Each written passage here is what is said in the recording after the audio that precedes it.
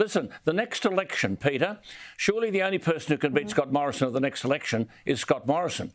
And he's been a bit of a bumbling performer in relation to quarantine and vaccination. But goodness me, the coalition won't need an advertising agency, will they? Labor are going to take its preferences from the Greens while ruling out a power-sharing arrangement.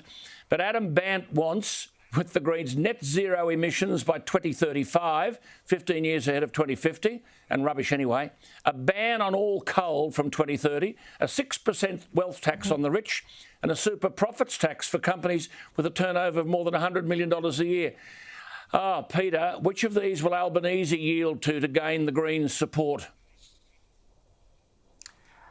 I think the worry, Alan, and you talk about this a lot, you've picked it up earlier before anyone else really, was that the wave that went across coalition electorates about 15 years ago, the inner city old blue ribbon Liberal seats are no longer like that. They've got a heavy Green vote. And it's caused a distortion, I think, in the members in Parliament. We've got these, they call themselves moderates, they're left-leaning Liberals, let's be honest. They brand themselves as modern Liberals.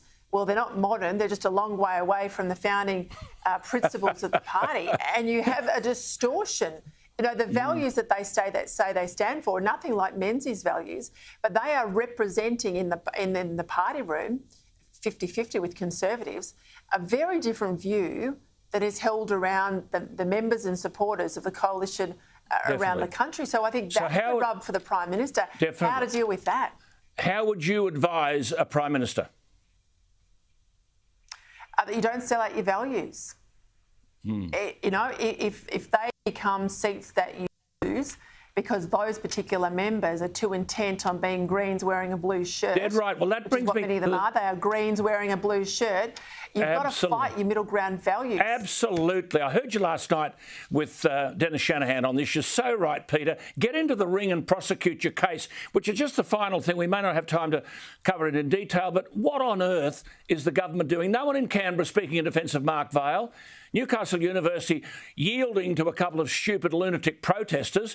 He goes out of the ring simply because he was the chairman of Whitehaven Coal, and so many other vice-chancellors around the country have got coal and resource interests. Why is Canberra silent on these things?